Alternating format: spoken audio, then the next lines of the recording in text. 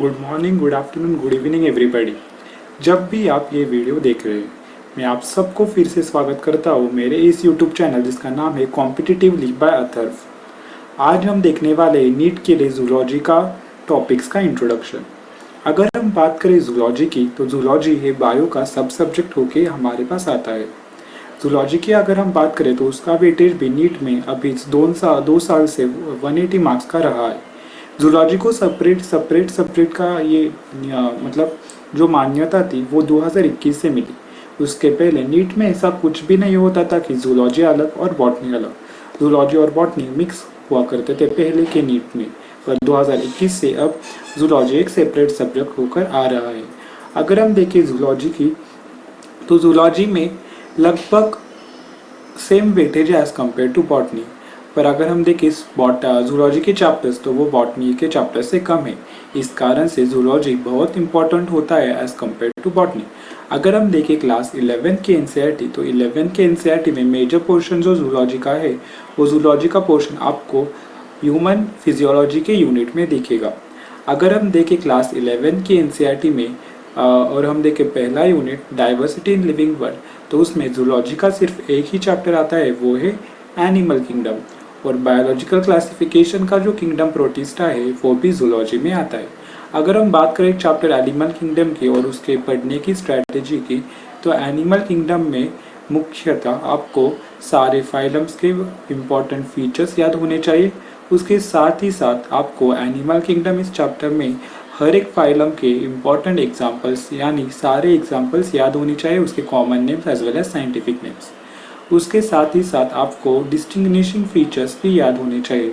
कुछ फाइला के कुछ इम्पॉर्टेंट फीचर्स होते हैं या फिर डिस्टिंग्विशिंग फीचर्स होते हैं या फिर स्पेशल कैरेक्टर्स होते हैं, उसको भी आपको याद करना पड़ेगा चैप्टर एनिमल किंगडम में।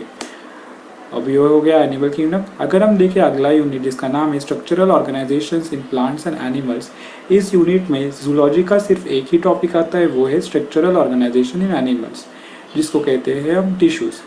अगर इस चैप्टर की हम बात करें तो पहले टिश्यूज़ का पोर्शन हुआ करता था, पर अब टिश्यूज़ एनसीईआरटी से डिलीटेड है। इस कारण से इसमें रहा है सिर्फ फ्रॉग को अगर आपको अच्छी तरीके से पढ़ना है तो फ्रॉग की मॉर्फोलॉजी, एनाटॉमी, फिजियोलॉजी अच्छी तरीके से समझनी ज़रूरी है। बार बार रिवीजन करने की ज़रूरी है इस चैप्टर को, क्योंकि ये एक बार में याद नहीं रहता। याद करने के लिए आपको नोट्स बनाने पड़ेंगे, की पॉइंट्स याद रखने पड़ेंगे, तभी ये याद हो जाएगा। कुछ की पॉइंट्स होते हैं, जैसे कि अगर हम देखें पिछली बार जब कॉकरोच हुआ करता था हमारे वक्त में, तो हम कॉकरोच के कुछ पॉइंट्स होते थे, जैसे सेगमेंट्स को याद करते थे, मीजोथोरैसिक, मेटाथोरैसिक। इस तरीके से जो बॉडी पार्ट्स को डिवाइड किया जाता था कॉकरोच को, उसके सेगमेंट्स किस सेगमेंट से विंग या आरेज होगा, किस सेगमेंट्स को जेनिटल पाउच कहते हैं, ऐसे जो सेगमेंट्स और की पॉइंट्स होते हैं वो हम याद रखते थे। उसी तरीके से आपको फ्रॉग का भी याद रखना पड़ेगा, और कॉकरोच के कंपेयर में फ्रॉग ज़रा ईजी है। तो ये हुआ स्ट्रक्चरल ऑर्गेनाइजेशन। अगर हम देखें अगला यूनिट जो जूलॉजी का पार्ट है, जूलॉजी का पार्ट वो यूनिट नहीं है, बल्कि उसमें से बायोमोलिक्यूल्स, ये ही चैप्टर जो जूलॉजी में आता है, और इसका भी एंजाइम वाला पार्ट ही मुख्यतः जूलॉजी का पोर्शन है। अगर हम देखें बायोमोलिक्यूल्स को, तो बायोमोलिक्यूल्स में आपको कुछ नहीं करना, सिर्फ एनसीईआरटी रटनी है। शुरू का जो पोर्शन है बायोमोलिक्यूल्स का वो समझना थोड़ा आसान नहीं है, इसलिए आपको टीचर्स के नोट्स की या ट्यूटर के नोट्स की ज़रूरत पड़ेगी। हम जब ये बायोमोलिक्यूल्स चैप्टर डिस्कस करेंगे तब भी मैं आपको इस चैप्टर के अच्छी तरीके से नोट्स प्रोवाइड करूँगा, इसलिए जुड़ी रहिए मेरे चैनल के साथ और सब्सक्राइब कीजिए। तो बायोमोलिक्यूल्स को अगर आपको टैकल करना है तो आपको एनसीईआरटी पढ़नी पड़ेगी अच्छी तरीके से। उसके साथ साथ बायोमोलिक्यूल्स के कंसेप्ट को भी आपको लेना पड़ेगा साथ में, क्योंकि ये चैप्टर सिर्फ थ्योरी से क्लियर नहीं होगा, कंसेप्ट भी आपको याद रहने पड़ेंगे, और रट्टा मारने से तो कुछ नहीं होगा आप इस बार बायो में, क्योंकि एप्लीकेशन के क्वेश्चन ज़्यादा दिखने को मिले हैं इस बार के पेपर में। इस कारण बायोमोलिक्यूल्स को अगर आपको टैकल करना पड़ेगा तो एनसीईआरटी करिए, उसके साथ बैक एक्सरसाइजेस, पीवाईक्यूज और एमटीजी लगाना मत भूलिए। अगर मैं बात करूँ बायो की, तो बायो के लिए आपको अगर एमसीक्यू सॉल्विंग के लिए कोई बुक चाहिए हो, एमसीक्यू सॉल्विंग तो बहुत इंपॉर्टेंट है बायो में। उसके साथ साथ आपको थ्योरी भी पकड़नी है। थ्योरी आपको कितने ध्यान में रही है ये अगर समझना है तो आपको एमसीक्यू सॉल्व करने पड़ेंगे। एमसीक्यू के लिए बायो में सबसे अच्छी जो किताब आती है वो है NCERT at your finger tips by MTG. ये किताब आप ले सकते हैं, या फिर आप ले सकते हैं डॉक्टर अली। इन दोनों किताबों में से आप चूज़ कीजिए, आपको जो बेस्ट लगेगा वो आप खरीद लीजिए। वो दोनों भी सेम लेवल पे आती है। अगर आपके पास एनसीईआरटी गियर अप भी है तो फिर आपका तो फिर भी तभी भी आपका काम चल सकेगा, क्योंकि उसमें भी अच्छी तरीके से क्वेश्चंस और कंसेप्ट दिए हुए हैं।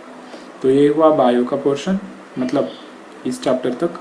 अगर हम जाए अगला तो यूनिट 4 प्लांट फिजियोलॉजी, इसमें कोई भी जूलॉजी का पोर्शन नहीं है।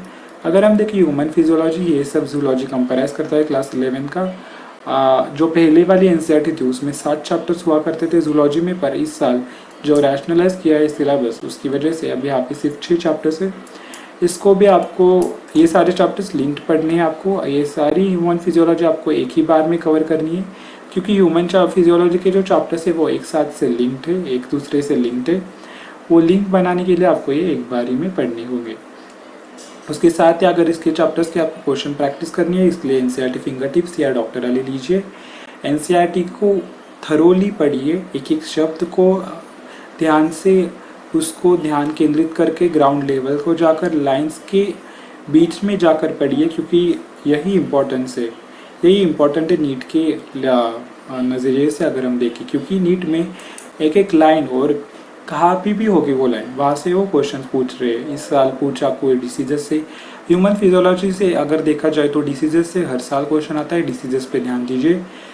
पर मैं एक ही बात कहूँगा, फिर यही बात कहूँगा कि एनसीईआरटी के एक और एक लाइन को ध्यान से पढ़िए और उसके कंसेप्ट को समझिए, क्योंकि एनसीईआरटी से ही सारे 90 क्वेश्चंस बायो के आने वाले हैं और उसमें से जूलॉजी के भी 45 क्वेश्चन सिर्फ एनसीईआरटी से ही आने वाले हैं।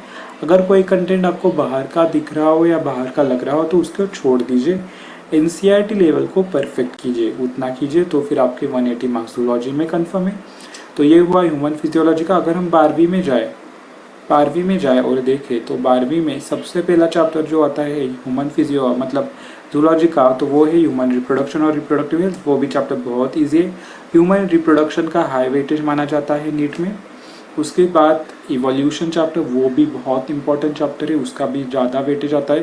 ह्यूमन हेल्थ और माइक्रोब्स में से भी ज़्यादा वेटेज आ जाता है। उसके बाद जूलॉजी के चैप्टर्स बचे ही नहीं। इकोलॉजी में अगर देखें तो बायोडाइवर्सिटी एक जूलॉजी का चैप्टर से, उसमें से भी ट्रिकी क्वेश्चंस आने की संभावना है, क्योंकि उसमें डाटा ज़्यादा है। डाटा याद रखने के लिए आपको उसके नोट्स बनाने पड़ेंगे। एक और बात जो मैं आपको कहना चाहता हूँ वो है कि जब भी जो कोई भी चैप्टर हो, अगर उसमें कोई डाटा हो तो उसकी डाटा शीट बनाइए, हर एक चैप्टर की डाटा शीट बनाइए। उस चैप्टर में जितना भी डाटा दिया हो, जैसे कि हमारे बॉडी फ्लूइड्स के चैप्टर में दिया गया है कि हर 100 ml जो ब्लड है वो 12 to 16 grams of haemoglobin carry करता है। ऐसा जैसा डाटा हुआ उसको आपको एक नोटबुक में लिख लेना है। जैसे कि कार्डियक साइकिल जो 0.8 सेकेंड्स की होती है, उस डाटा को भी आपको लिख लेना है। अगर हम बात करें इलेक्ट्रोकार्डियोग्राम की, तो इलेक्ट्रोकार्डियोग्राम में जो लीड्स होते हैं, एक लीड लेफ्ट एंकल को लगाया जाता है और दोनों व्रिस्ट को लगाया जाता है। ये भी एक इम्पॉर्टेंट डाटा है। ऐसे जो डाटाज आपको मिलेंगे और की पॉइंट्स आपको मिलेंगे, उसको हर एक चैप्टर के एंड में अपनी अपनी भाषा में एक एक पेजेस पे लिखते जाइए। और ध्यान रखिए कि जो आप डाटा शीट बनाओगे और चैप्टर के लिए वो एक ही पेज की होनी चाहिए, एक पेज से ज़्यादा वो नहीं होनी चाहिए। अगर हो गई तो समझिए कि आपको रिवीजन के टाइम बहुत कुछ रिवाइज करना पड़ेगा और अच्छी तरीके से इफेक्टिवली वो रिवीजन नहीं हो पाएगी। इस कारण से डाटा शीट्स एक पेज की होनी चाहिए। उसके बाद आप जब सारा सिलेबस कवर कर लोगे बायो का सिलेबस कवर करना कोई बड़ी बात नहीं है। बायो आप 1 महीने में भी कवर कर सकते हैं पूरी अच्छी तरीके से, और 1 वीक में भी कवर कर सकते हैं और 6 महीने में भी कवर कर सकते हैं। पर बायो को ग्रैंडली मत ले। मैं आप सबको ये निवेदन करना चाहता हूँ कि बायो के सभी चैप्टर्स के वीडियो लेक्चर्स ध्यानपूर्वक देखें। जो भी ट्यूटर आपको पढ़ा रहा हो या आप मेरे चैनल से लिंक्ड हो, तो फिर जब मैं पढ़ाऊँगा तो आप ध्यानपूर्वक नोट्स को लें और एनसीईआरटी को ध्यान से समझिए। पहले जो ट्यूटर के नोट्स है उसको पढ़िए, उसके बाद एनसीईआरटी को पढ़िए, उसके बाद एमसीक्यूज या फिर पीवाईक्यूज को लगाइए। ये सारा प्रोसेस करने के बाद आपका बायो का कोई भी चैप्टर वो तैयार हो जाएगा नीट के नज़रिए से। तो फिर उसके बाद आपको क्या करना है, बहुत सारे टेस्ट देने हैं। टेस्ट में जो भी क्वेश्चन आपका रॉन्ग हो जाएगा, केमिस्ट्री की तरह आपको मिस्टेक नोटबुक बनानी है और उसमें वो लिख लेना है अच्छी तरीके से। अगर आपको जानना हो मिस्टेक नोटबुक के बारे में और मिस्टेक्स को एनालाइज करने के ट्रिक के बारे में, तो आप मेरा केमिस्ट्री का जुड़ा हुआ वीडियो देख सकते हैं अच्छी तरीके से। मैंने एंड में वो एक्सप्लेन किया गया है। और उसके बाद आपको मिस्टेक्स को तो एनालाइज करना ही है, उसके साथ ही साथ जो भी नॉलेज PYQ में आपको लग रहा हो कि एनसीईआरटी के बाहर का है, उसको आपने एनसीईआरटी के जो ये वाले जो साइड के एरियाज़ होते हैं जहाँ पे वाइट वाइट है, जहाँ पे कोई टेक्स्ट नहीं लिखी है, वहाँ पे आपको लिखना है हर चैप्टर में। उससे क्या होगा कि आप जब चैप्टर पढ़ रहे हो तो आपको उसका कंटेंट के ऊपर ध्यान जाएगा और वो कंटेंट आपके ध्यान में हमेशा के लिए रहेगा। वैसे कीजिए जो कंटेंट आपको बाहर का लगे या फिर पेपर में जो आपका सवाल उस कंटेंट से गलत हो रहा हो तो उसको आप एनसीईआरटी के साइड में लिखना न भूलिए। इस तरीके से अगर आप जूलॉजी को हर वीकली एक एक चैप्टर कवर करते भी जाए तो आपका सिलेबस दिसंबर तक हो जाएगा। दिसंबर तक सिलेबस हो जाने के बाद दिसंबर तक टारगेट रखिए कि जूलॉजी का चैप्टर पूरा सिलेबस कवर हो जाए। तो फिर जनवरी से आप क्या कीजिए, वीकली जूलॉजी का पूरा कंटेंट रीड कीजिए और MCQ सॉल्व कीजिए PYQ और MTG के साथ। ऐसा करने से क्या होगा, आपका जो थ्योरी पर स्ट्रेंथ है वो और बढ़ती जाएगी और आपको क्वेश्चन सॉल्विंग की टेंडेंसी भी और बढ़ती जाएगी। जितना ज़्यादा आप क्वेश्चन सॉल्व करेंगे जूलॉजी में उतना ज़्यादा आपका कॉन्फिडेंस बायो में बढ़ता जाएगा। और हर एक पेपर में जो आप कंसेप्ट टेस्ट दे रहे हो, यूनिट टेस्ट दे रहे हो या फिर फुल सिलेबस टेस्ट दे रहे हो, उसमें ट्राई कीजिए कि जूलॉजी में 170 या 180 मार्क्स लाए जाए, क्योंकि 170 और 180 जूलॉजी में लाना इतना हार्ड नहीं है और वो एक स्कोरिंग पार्ट है नीट की नज़रिए से। अगर हम देखें फिजिक्स और केमिस्ट्री, उसमें 170 180 लाना इतना आसान नहीं है, पर जूलॉजी में 180 और 180 लाना बहुत आसान है। इस कारण से आपका स्कोरिंग जो पोर्शन है उसको ही अगर आपने छोड़ दिया तो आपका टोटल स्कोर अच्छा नहीं आएगा नीट में। इस कारण से आप जूलॉजी में 180 से नीचे तो सोचना ही गलत है। 180 और 180 लाने का ट्राई कीजिए। तो फिर अगर ये मेरे आप सारी टिप्स अगर आप अच्छी तरीके से फॉलो करोगे तो मैं आपको श्योरिटी से कह सकता हूँ कि आपका जूलॉजी में स्कोर 180 आसानी से आ जाएगा। तब तक के लिए धन्यवाद। मैं आप सबसे विनती करता हूँ कि आप मेरे चैनल को सब्सक्राइब कीजिए, लाइक कीजिए और जल्दी से जल्दी अपने सारे दोस्तों के साथ शेयर कीजिए। यह स्ट्रैटेजी बहुत इंपॉर्टेंट है, यह फॉलो करके आप 180 मार्क्स ला सकते हैं। तब तक के लिए धन्यवाद। Bye bye, see you in the next video.